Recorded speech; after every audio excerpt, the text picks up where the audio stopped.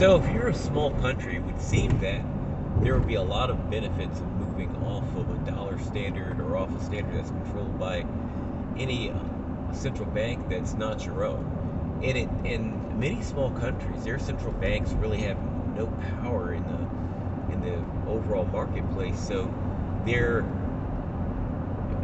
more or less victims of the decisions that are made by larger economies.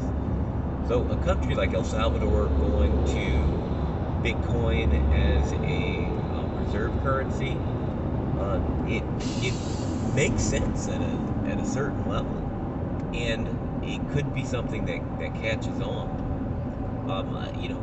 Like I don't know of enough goods that are priced in Bitcoin, but as long as Bitcoin remains something that can be exchanged for other currencies and is resistant to inflationary pressures, it seems like a sensible reserve for an economy that's small enough where its reserves itself don't upset the market.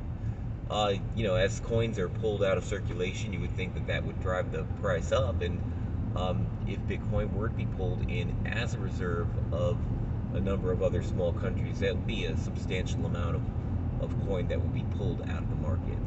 Ethereum is another interesting one because as Ethereum is adopted and use cases developed for it and applications are running using Ethereum, it reduces the circulating supply.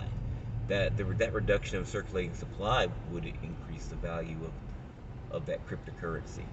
I know there's still um, a lot of questions that I have about how cryptocurrency works and how DeFi works, but it's uh, it's not it's something that's hard to explain as being purely stupid, and something that's hard to explain as being purely intelligent. There's definitely risk associated with it, and a lot of the altcoins that you would expect that they would cease to exist, or they might remain in circulation but have, no real value because of the lack of desire to exchange them.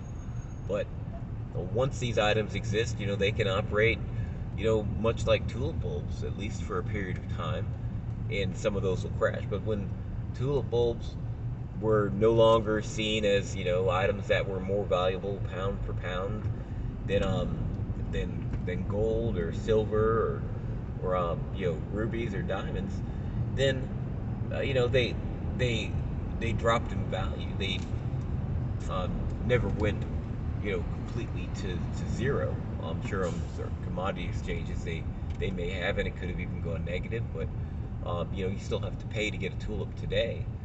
Um, it's there's a lot of interesting uh, network effects that can occur from the existence of an alternative currency, and the demand for it is obviously there.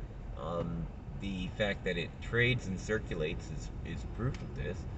It's just there's perhaps a shortage of use cases that translate to the average consumer. But let's say you can go out there and you can buy your lettuce with Bitcoin, and just walk into a store and buy lettuce with Bitcoin, then it's something of value that you could use. But the tendency would seem to be that cryptocurrencies such as Bitcoin, the commoditized cryptocurrencies, they would lend themselves to hoarding, and it's hoarding that will drive the value of that cryptocurrency, provided that the taxes are not levied on the hoards themselves. Now, if something like a tax on unrealized capital gains would be devastating for a cryptocurrency, because you'd have to sell off and put the currency back into circulation to pay taxes, and those taxes would need to be paid in another currency. Taxing a cryptocurrency on unrealized gains would yield tax revenue and serve to legitimize existing currencies that are out there. Uh, you know, there's there are so many factors that can be considered that it just makes your mind spin when you try to say, hey, I've never really been involved in this. I don't know much about how the markets work into themselves, and that's going to be, most of us out there. Like most of us, like we have, maybe some clue about some part of the market, but as far as understanding, the total, value of the networks and how the networks operated, there are specialists out there in the finance space that even still, like they are specialized to certain commodities. Like you have guys out there that their names get thrown around a lot, like Peter Schiff. Everyone they say he's a gold bug. They say that Peter Schiff is always predicting a market crash, and they want to walk away from it. You have Harry Dent. Harry Dent he's a demographics guy. Like he wants to take a look at hey, you have an aging population, which is recognized as a real concern. You're going to fall off a cliff once your population gets over a certain level, a certain age, and their productivity falls down.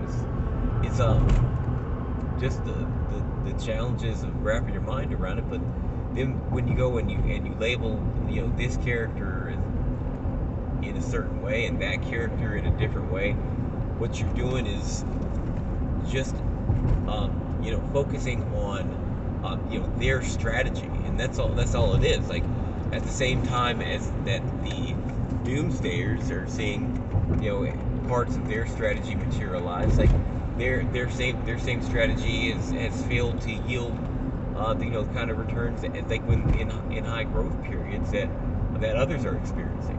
As long as we're doing big names, take a look at Warren Buffett.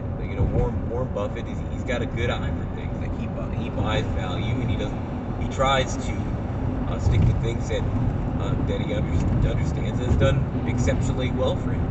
To sit around and criticize his strategy just seems to be foolish. It's worked for decades, and it'll probably continue to, and I have no reason to see why it wouldn't continue to work.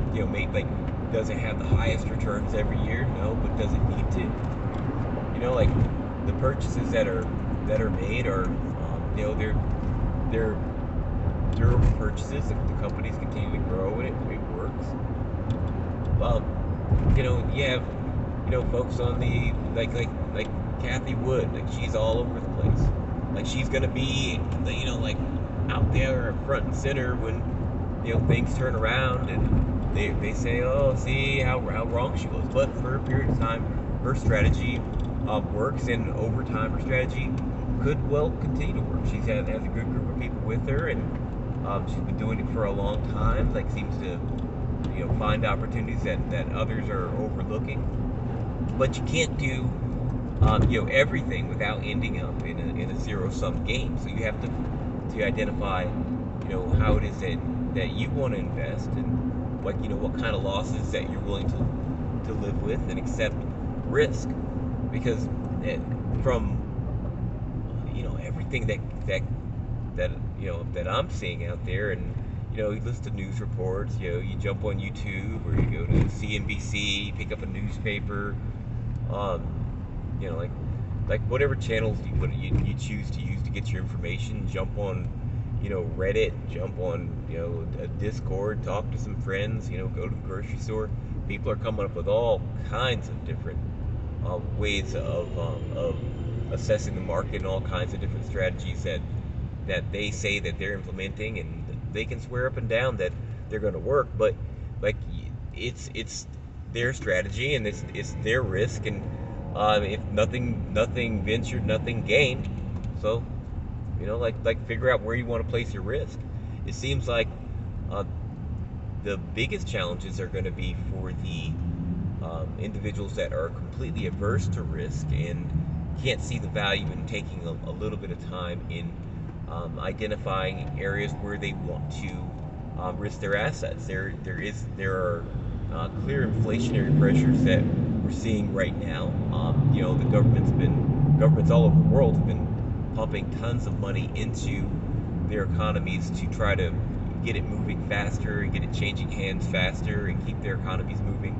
And we've actually seen a quite limited results on the inflation side, considering the sums of money that have been put out there. They're locked up in markets that are moving with that are moving in some cases almost independent of their things that they should be naturally connected to. Like stock market has gone through the roof, but has economic output gone through the roof? No, it hasn't.